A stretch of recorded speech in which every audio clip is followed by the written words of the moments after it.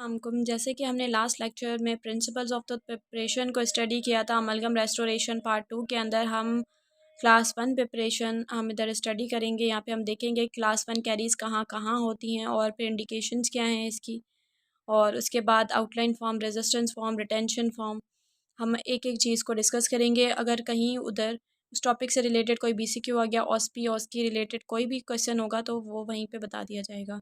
तो अगर आपको लेक्चर्स ऐसे ही फर्दर अच्छे लगें तो आप सब्सक्राइब करें, लाइक करें, शेयर करें। तो अब लेक्चर के लिए हम प्रोसीड करते हैं।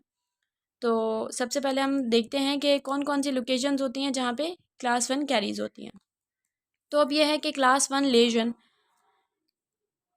Legion affects pits and fissure caries. हम आम तौर पे कहते हैं कि पिट्स एंड फिशर कैरीज है। पिट्स एंड फिशर कैरीज बेसिकली वो क्लास 1 कैरीज होती हैं, ठीक है। और occlusal surfaces of the pre molars and the molars, occlusal surface of the pre molars और मोलर्स पे जो कैरीज होती हैं वो भी क्लास 1 कंसीडर होती हैं। वो आप ये देखें ब्लॉक में लिखा गया है कि pre molars and molars, pre molars and molars में ही सिर्फ कैरीज होती हैं जो अक्लूजल सरफेस पर, उन्हें क्लास 1 कहा जाता है। बाकी जो एंटीरियर टीथ के इंसाइजल सरफेसेस पर जो कैरीज होती हैं उन्हें क्लास 4 कहा जाता है। तो अब हमारे पास आता है occlusal 2/3 of the facial surfaces of the mandibular molar, ठीक है। 2/3 से मतलब क्या है, हमारे पास क्या है, लेट्स सपोज हमने एक मोलर बना दिया, ठीक है। हम कहते हैं ये मैंडिबुलर मोलर है। मैंडिबुलर मोलर बना दिया हमने, इसके 3 पार्ट्स कर दिए। 1 अक्लूजल, उसके बाद क्या है मिडल और सर्वाइकल या फिर जिंजाइवल थर्ड, ठीक है। तो कह रहा है कि 2/3 मतलब 3 हिस्सों में से जब 2 हिस्सों तक अगर कैरीज आ जाती है facial surface of the mandibular molar, mandible molar के फेशियल सरफेस पर, तो फिर हम उसे क्या कहेंगे, वो क्लास 1 कैरीज है। मतलब अगर इधर कैरीज हो गई हैं facial surface of the mandibular molar पे, हम कहेंगे क्लास 1 है। और अगर इधर तक प्रोसीड कर गई हैं मिडिल तक, तो हम इसे तब भी बोलेंगे क्लास 1 है, ठीक है। जिंजाइवल वालों को हम नहीं कहते क्योंकि ये क्लास 5 में कंसीडर होता है। तो अब हम आते हैं occlusal third of the lingual surface of the mandibular molar. वही हमने यहाँ पे एक मोलर बनाया, ठीक है। हमने ये इसका लिंगुअल सरफेस हम करते हैं, लिंगुअल सरफेस हो गया। अब इसका जो अक्लूजल थर्ड है, अक्लूजल थर्ड पे जो कैरीज होंगी तो हम उसे कहेंगे क्लास 1। अब हमारे पास आता है lingual surface of the maxillary incisors, जिसे हम पैलेटल सरफेस कहा जाता है, लेकिन बुक में ऐसा लिखा हुआ है तो आप कंफ्यूज ना हो तभी मैंने यहाँ पे लिंगुअल सरफेस लिख दिया है। Lingual surface of the maxillary incisors commonly in a pit near the cingulum. हम क्या करते हैं, एक ड्रॉ करते हैं इंसाइजर, इंसाइजर ड्रॉ किया हमने, इसका पैलेटल या फिर लिंगुअल सरफेस, हम इसे क्या कहते हैं, पैलेटल हमने ड्रॉ किया। ये रिजेस हो गई। हमने क्या किया कि ये जो पिट है, ठीक है, नियर द सिंगुलम, यहाँ पे सिंगुलम होगा तो यहाँ पे जो सेंटर ये पिट है इसमें कैरीज होती हैं, उसे भी क्या कहा जाता है, क्लास 1 कैरीज। तो आपके पास डेफिनेशंस आ गई हैं आप क्लास 1 की। अगर आपसे कोई भी एग्ज़ाम में पूछता है कि क्लास 1 कैरीज क्या हैं तो आपने ये पांचों की पांचों डेफिनेशंस बतानी है। सिर्फ आपने ये नहीं कहना कि पिट्स एंड फिशर कैरीज या फिर जो है occlusal surface involves premolars and the molars known as a class 1 caries, बिल्कुल भी नहीं, क्योंकि आपने ये प्रॉपर सारी डेफिनेशंस हैं। अगर आपको अच्छे ग्रेड से पास होना है, आपको अच्छा स्कोर चाहिए और अच्छा इंप्रेशन भी चाहिए, सिर्फ स्कोर मैटर नहीं करता, अपनी नॉलेज भी कोई चीज़ होती है। तो उस हिसाब से आपने क्या करना है कि ये जो पांचों पॉइंट्स हैं आपने एग्जामिनर को बताना है। तो अब हम पढ़ते हैं कि क्लास 1 प्रिपरेशन की इंडिकेशंस के बारे में, कि हम कहाँ कहाँ क्लास 1 बनाते हैं।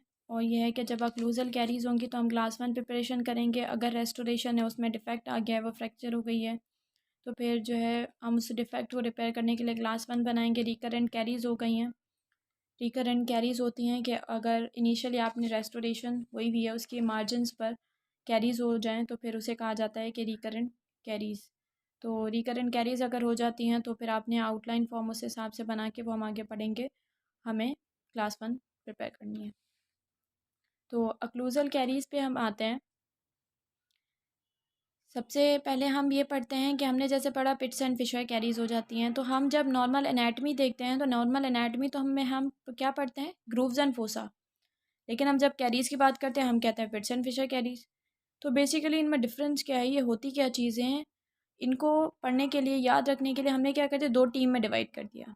टीम ए में हमने रखा है पिट्स एंड फिशर्स को, टीम बी में हमने रखा ग्रूव्स एंड फोसा को। ठीक है, तो इससे हमें ये होगा कि पिट्स एंड फिशर्स जो होते हैं ना वो डेवलपमेंटल एनॉमली होती है, मतलब ड्यूरिंग द डेवलपमेंटल वो चेंजेस होते हैं जिन चेंजेस की वजह से पिट्स एंड फिशर्स बनते हैं। Grooves and fossa normal anatomy है खुद की। तो फिशर पढ़ते हैं। फिशर क्या है? फिशर ये है कि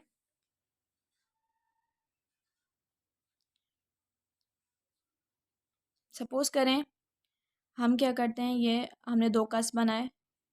ग्रूव क्या होता है? ग्रूव ये होता है कि 2 एडजेसेंट लीनियर डिप्रेशन होती है बिटवीन द 2 एडजेसेंट कस। यहाँ पे it is a junction between the 2 कस। ये क्या हो गया? ग्रूव।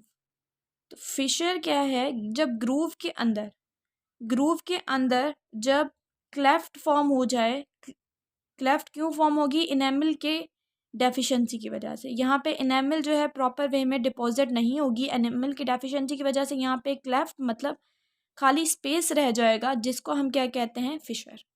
ग्रूव का हमने क्या पढ़ा? Linear depression between the adjacent cusp और वेयर 2 कस्प जॉइन टुगेदर। तो देखें ग्रूव्स क्या हैं? नॉर्मल एनाटमी है। अब उसमें क्लेफ्ट बन जाना, क्लेफ्ट का रीज़न बता दिया, एनामल की डेफिशिएंसी। उस क्लेफ्ट का बन जाना हमने क्या बोला है? ये फिशर है। फिर पिट्स क्या है? Pin point where all the fissures come together. ठीक है, जहाँ पे सारे फिशर्स आकर मिलेंगे हम उसे बोलेंगे पिट्स।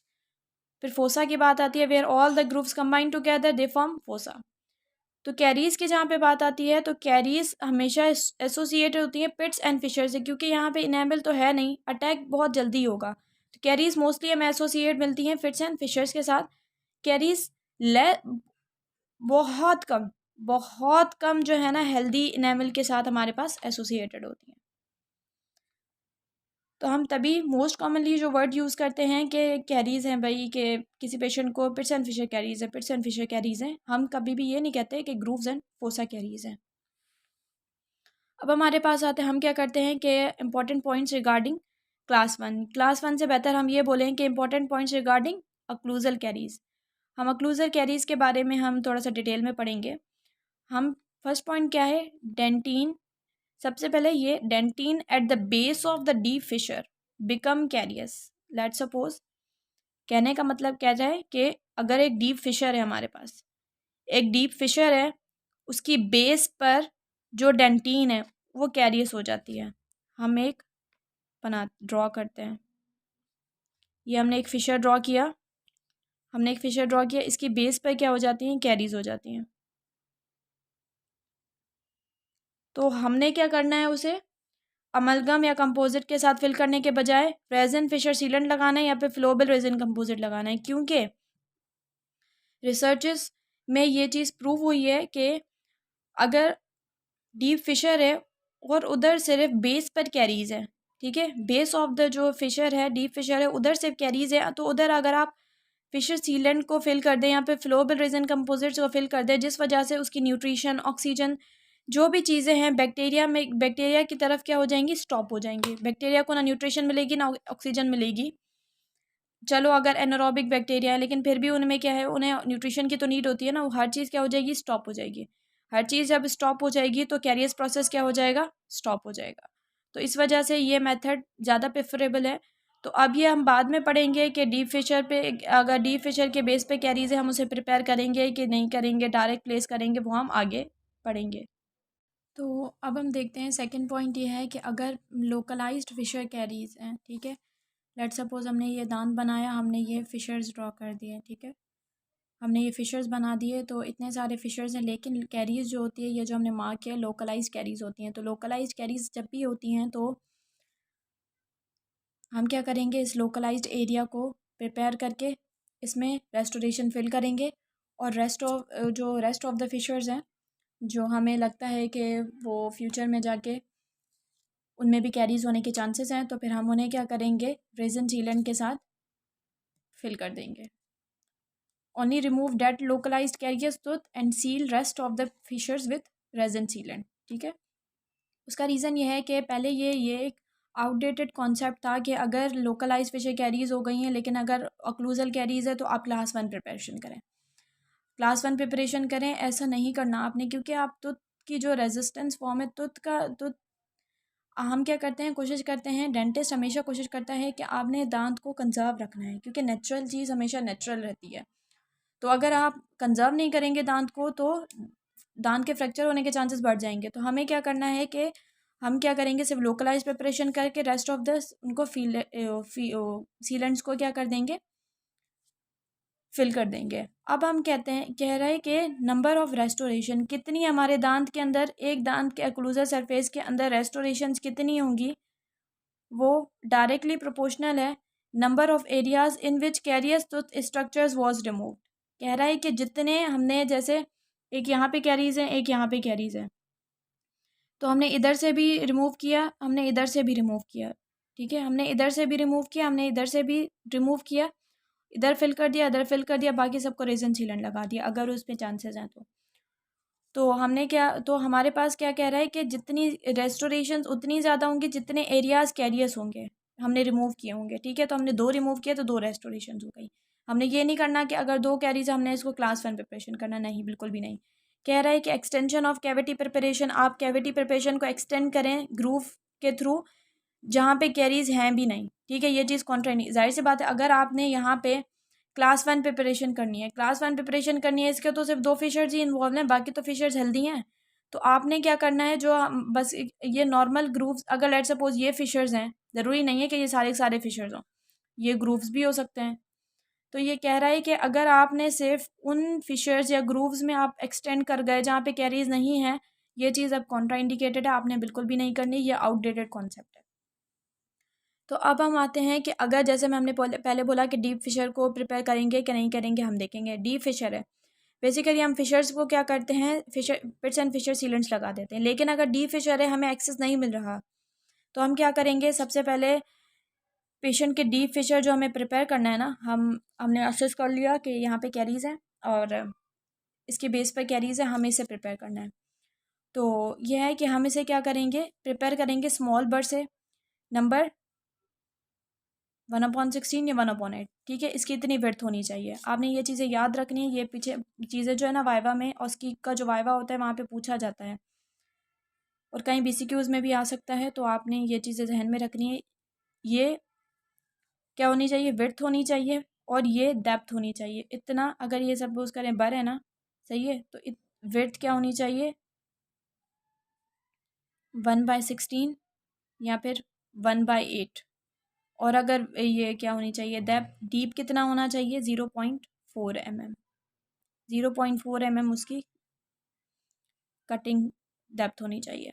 तो हम क्या करेंगे, सबसे पहले हमने प्रिपेयर किया, अब हमने रेजन सीलेंट्स लगाने हैं। तो जाहिर सी बात है, हम एसिड एच करेंगे और उसे हम रेजन सीलेंट के साथ सील कर देंगे। दूसरा ऑप्शन हमारे पास क्या आता है, हम क्या करते हैं, एयर एब्रेजन के थ्रू। एयर एब्रेजन एक मेथड है जिसमें क्या करते हैं, एब्रेसिव पार्टिकल्स हम लगाते हैं जिससे जो तो स्ट्रक्चर है वो थोड़ा रिमूव होता है। हम क्या करते हैं, एयर एब्रेजन के थ्रू ओपन या क्लीन करेंगे डीप फिशर को और हम फिर बाद में उसे क्या करेंगे, फिल कर देंगे। या तो एयर एब्रेजन के थ्रू या फिर air polishing profile access unit होते हैं ना, उनके थ्रू हम क्या करेंगे, ओपन करके फिशर्स को, उनको क्लीन करके और उनको फिर सील कर देंगे। एक्लूजल कैरीज से रिलेटेड जो भी इंपॉर्टेंट पॉइंट्स थे वो हमने पढ़ लिए। अब हम आते हैं डिफेक्टिव और द रिकरेंट कैरीज के बारे में। रेस्टोरेशन डिफेक्टिव होगी जब बियॉन्ड रिपेयर, अगर ऐसी रेस्टोरेशन है आप उसका रिपेयर, आप उसे रिपेयर कर सकते हैं तो गो फॉर द रिपेयर। सबसे पहले आप क्या करें, रिपेयर करें। रिप्लेसमेंट से बेहतर रिपेयर होता है। अगर आप रिपेयर कर सकते हैं ना तो रिप्लेसमेंट की तरफ नहीं जाएं, तो रिपेयर करें। लेकिन अगर रिपेयर के बियॉन्ड है डिफेक्ट, तो आप क्या करें, उसे रेस्टोर कर दें। रेस्टोरेशन आपने रिकरेंट कैरियर सॉल्यूशन का करना है।